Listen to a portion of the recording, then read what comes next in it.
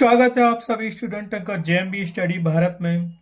तो आज हम स्टडी करते हैं अंगद सर के साथ कक्षा 9वीं की गणित के अध्याय 6 रेखा और कोण का।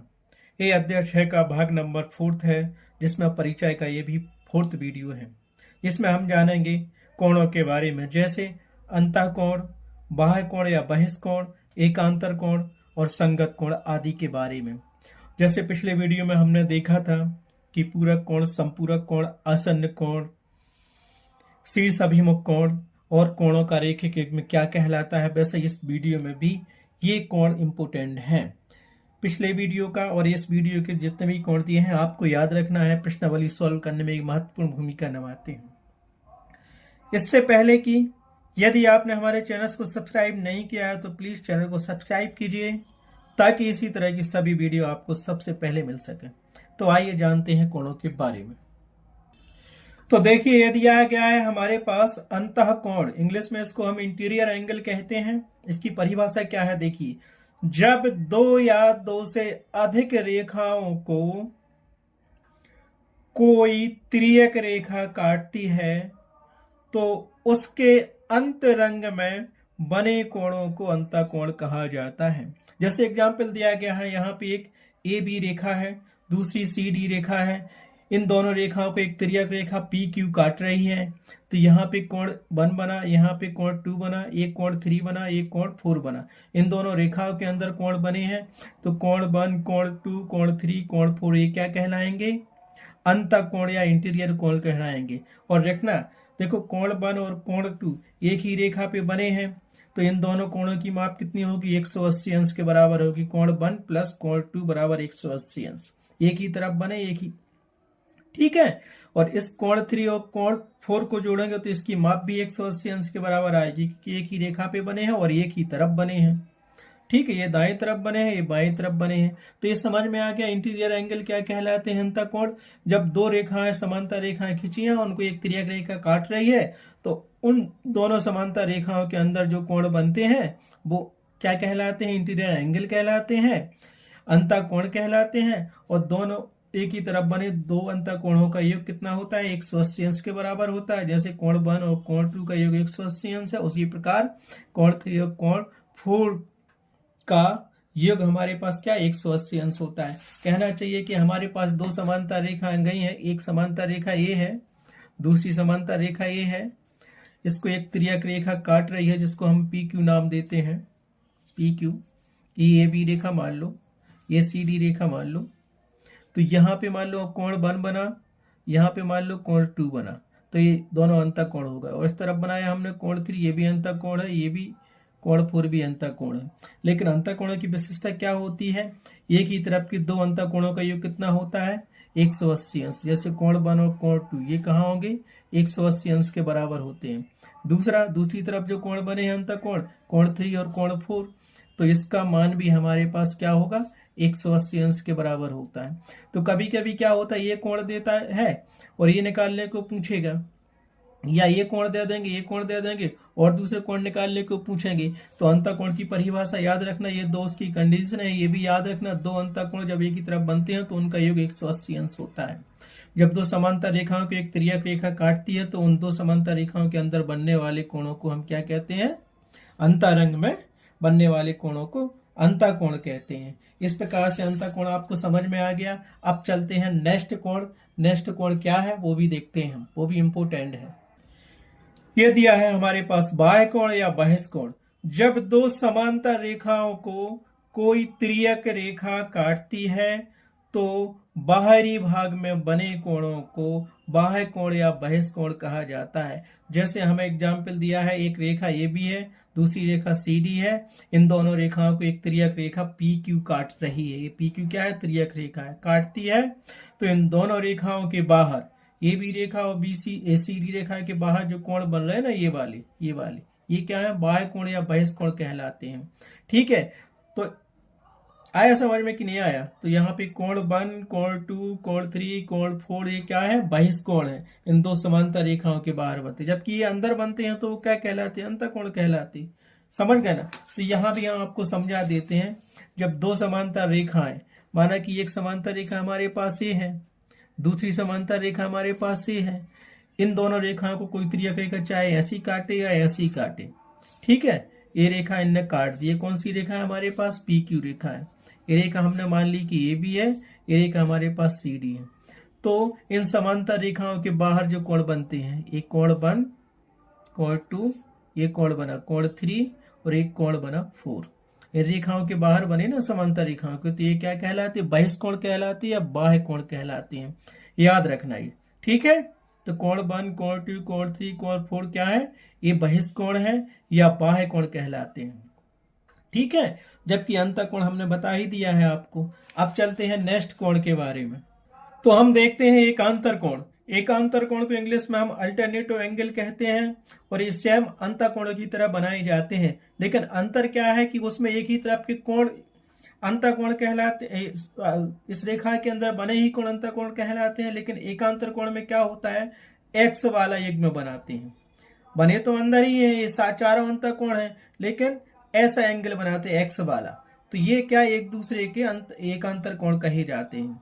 देखो जैसे दिया है एकांतर कोण की परिभाषा, अल्टरनेटिव एंगल, जब दो या दो से अधिक सरल रेखा या समांतर रेखाओं को कोई तिर्यक रेखा काटती है तो रेखाओं के अंतरंग में बने कोण जो तिर्यक रेखा के दोनों ओर एकांतर क्रम में ऊपर से नीचे होते हैं, एकांतर कोण कहलाते हैं। ये दो रेखाएं सरल रेखाएं कह लो, चाहे समानांतर रेखा कह लो, ए बी और सी डी और पी क्यू एक तिर्यक रेखा है। इन दोनों ए बी रेखा और सी डी रेखा के अंदर बने ये चारों अंतरंग में ये कोण बने हुए हैं। तो एकांतर कोण क्या कहलाते हैं?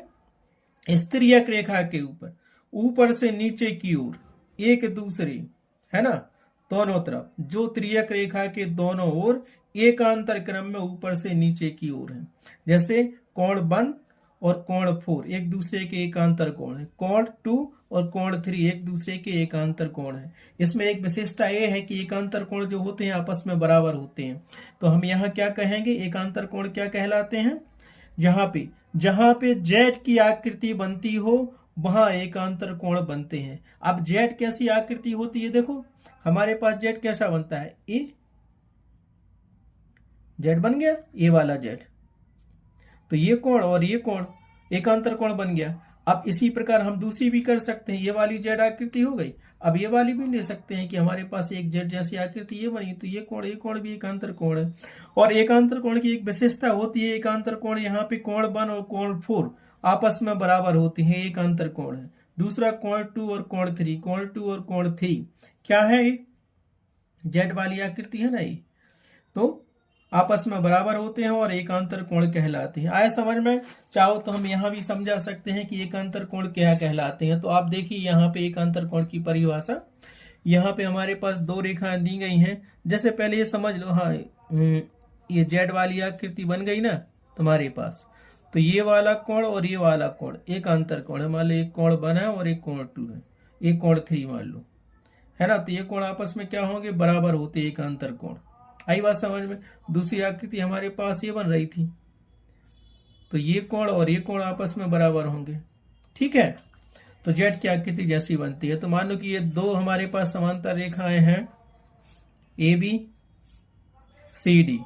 ए बी और सी डी क्या है? तो सरल रेखा कह लो चाहे समांतर रेखा कह लो। यहाँ पे एक तिर्यक रेखा हमने पी क्यू डाल दी, ये एक तिर्यक रेखा है पी क्यू। तो इनके अंतरंग में, रेखाओं के अंतरंग में जो कोण बन रहे हैं, कोण 1, कोण 2, कोण 3 और ये कोण 4, ये क्या है? ये तो अंतःकोण है, इंटीरियर कोण भी है, लेकिन हमें बताना एकांतर कोण। तो एकांतर कोण ये कहलाती है एक दूसरे की क्या होंगे? यहाँ पे कोण 1 बराबर होगा कोण 4 के, ये क्या है? एकांतर कोण। ये वाले कोण ऐसे वाले, ठीक है, आपस में बराबर। दूसरा एकांतर कोण क्या मिलेगा? कोण 2 बराबर होगा कोण 3। ये कोण 2 और कोण 3 क्या होंगे? एकांतर कोण होंगे, एकांतर कोण होंगे। और दोनों क्या होते? एकांतर कोण आपस में बराबर होते हैं। मान लो ये कोण दिया है 30 डिग्री का, तो ये कोण 4 भी 30 डिग्री का होगा। और हमें कोण निकालना पड़ता है। कोई एक कोण दिया रहे तो या दो दिए रहेंगे या बाहर का दिया रहेगा, वो कहेगा कि ये कोण निकालो। तो याद रखना कि एक अंतर कोण आपस में बराबर होते हैं। मान लो ये 40 डिग्री का है तो ये भी 40 का होगा, ये 40 का है तो ये भी 40 का होगा, हो सकता है ये 30 का हो तो ये 30 का होगा, ये 40 का है तो ये 40 का। समझ में आ गया अंतर कोण और एकांतर कोणों में अंतर। दो अंतर कोण एक ही तरफ के होते हैं, इनका योग कितना होता है? 180 अंश होता है, जबकि एकांतर कोण आपस में बराबर होते हैं। आया समझ में आपको? एकांतर कोण जेड जैसी आकृति वाले होते हैं और एकांतर कोण ये ऊपर से नीचे वाले होते हैं। ठीक है, आया समझ में? तो मैं सबसे ज्यादा महत्वपूर्ण परिभाषा आपके लिए अंतर कोण और एकांतर कोण की है, आसन्न कोण की है, शीर्ष अभिमुख कोण की है। ठीक है, अब चलते हैं हम नेक्स्ट कोण के बारे में। ठीक है, अब जानेंगे हम संगत कोण, जिसको हम इंग्लिश में कहते हैं करेस्पॉन्डिंग एंगल्स। ये भी हमारे एकांतर कोण और अंतर कोण से मिलकर बनता है। ठीक है, तो जब दो सरल रेखाओं या दो समांतर रेखाओं को कोई तिर्यक रेखा काटती है, तो ये दो रेखा ए बी और सी डी दी हैं, तो तिर्यक रेखा ये पी क्यू दी है। तिर्यक रेखा की एक ही ओर के अंतर कोण, ये तिर्यक रेखा है, तिर्यक रेखा की एक ही ओर के अंतर कोण सामने के बहिष्कोण को संगत कोण कहते हैं। ये तिर्यक रेखा के एक ही ओर के अंतर कोण है, इनके सामने के कोणों को, और इनके सामने क्या है? बहिष्कोण कोण। एक के सामने कोण 7, ये बहिष्कोण कहलाना, ये बाहर वाले बहिष्कोण है, अंदर वाले क्या है? ये अंतर कोण कहलाते हैं। तो परिभाषा में यही बताया गया है, जब दो सरल रेखाओं को कोई तिर्यक रेखा काटती है, तो तिर्यक रेखा की एक ही ओर के अंतर कोण और सामने के बहिष्कोणों को संगत कोण कहा जाता है। तो ये तिर्यक रेखा है, मान लो इस तरफ के हमने कोण 1 कोण 2 ये अंतर कोण है, और एक कोण 8 और कोण 7 क्या है? बहिष्कोण है। तो कोण 1 और कोण 7 बराबर होगा, कोण 2 और कोण 8 बराबर होगा, कोण 3 और कोण 6 बराबर होगा, कोण 4 और कोण 5 आपस में बराबर होंगे। ये एक दूसरे के संगत कोण कहलाते हैं। जैसे कोण 1 के संगत कोण क्या कहलाएगा? कोण ये वाला कहलाएगा। एक ही तरफ की बात करनी है, दूसरी तरफ की नहीं।